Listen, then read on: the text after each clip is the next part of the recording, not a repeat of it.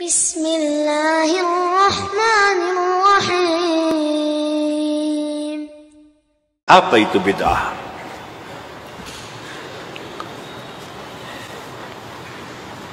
Bismillah.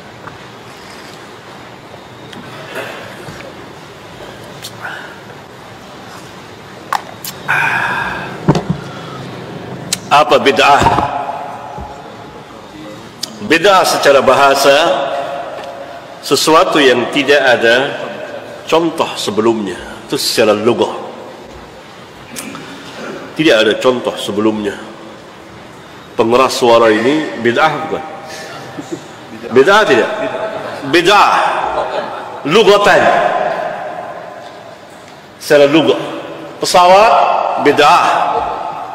Lampu listrik bid'ah. AC bid'ah lugatan.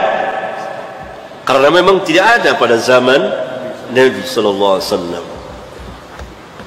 Istilahan, secara istilah syar'iyyah, bid'ah itu adalah sesuatu yang tentunya diadakan, yang baru dalam masalah din agama.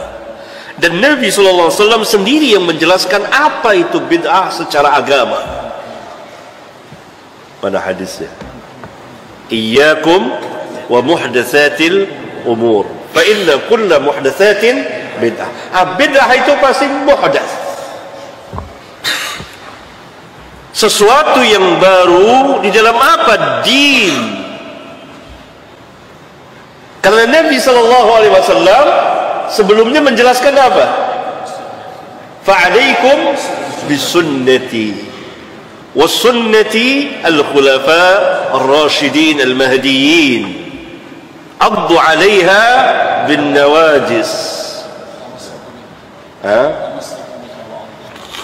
Wa iyyakum wa muhdatsatil umur. Baru, awaslah kamu, hati-hatilah kamu dengan perkara-perkara yang baru. Jadi perkara yang baru yang apa? Duniawiyah atau din? Din. Karena sebelumnya Nabi SAW memerintahkan berpegang dengan sunnah. Ini sunnah din. Sunnah inilah yang dipegang oleh al-khulafa ar-rashidin al-mahdiyyin. Yani ijma' mereka, bukan orang per orang di antara mereka. Ijma' mereka.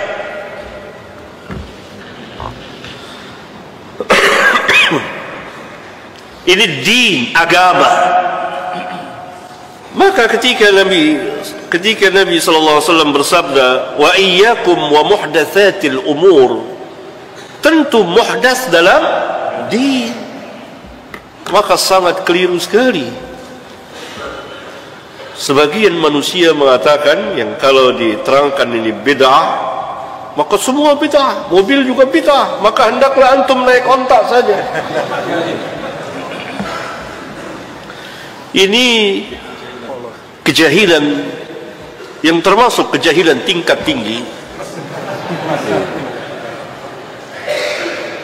Tidak mengerti apa itu bid'ah lughatan dan istilahan, dan apa yang dimaksud dengan bid'ah oleh Nabi yang mulia alaihi salam. Perkara yang baru yang tentu saja berdasarkan hadis ini, dan Nabi SAW sendiri yang menjelaskan ta'rif bid'ah itu. Maka dapat kita urut, pertama, dia sesuatu yang diadakan di dalam din agama, bukan duniawiyah. Din agama dibuat, diciptakan oleh manusia di dalam agama, yang maknanya dalam agama apa? Mengatasnamakan agama.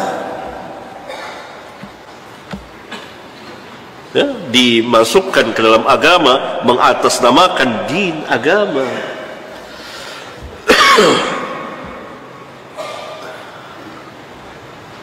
Oleh karena itu, yang tidak masuk dalam bagian agama tidak masuk ke dalam bid'ah, tapi bisa masuk ke dalam maksiat. Zina bid'ah atau maksiat? Maksiat. Mana ada yang bilang zina itu bid'ah?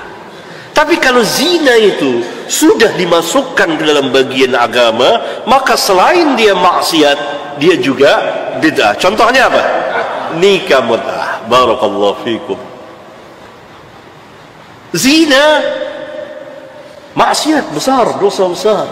Tapi ketika seseorang mengatasnamakan agama atas zina itu, yang kemudian dirubah, inilah nikah, masuklah dia ke dalam bagian agama. Musik maksiat tidak? Maksiat. Bid'ah bukan musik? Maksiat. Tapi kalau musik itu dijadikan untuk takarrum, mendekatkan diri kepada Allah, mengatasnamakan Islam, maka jadilah dia maksiat plus bid'ah. Paham kaidah itu? Lihat bid'ah itu, pengatasnamaan din, dimasukkan orang ke dalam agama, semuanya atas nama agama. Ini yang pertama. Yang kedua, tentu dia akan menyerupai agama. Yang ketiga, dalam rangka apa? Takarrub, mendekatkan diri kepada Allah. Yang keempat, mengharapkan pahala, dengan harapan mendapat pahala. Ini urutannya, tertibnya. Itulah bid'ah. Karena itu pada hakikatnya bid'ah dan ahli bid'ah mengistidrak, memberikan catatan kaki terhadap Rabbul Alamin. Rabbul Alamin mengatakan, al-yawma akmaltu lakum dinakum. Syari' Rasulullah SAW mengatakan bahwa beliau telah menjelaskan segala sesuatunya dan seterusnya. Lalu bid'ah dan ahlinya, ahli bid'ah ini memberikan catatan kaki. Ada ini yang belum sempurna, ada 1, 2, 3, 4, 5. Istidrak terhadap Rabbul Alamin. Karena itu alangkah besarnya bid'ah dan ahli bid'ah itu.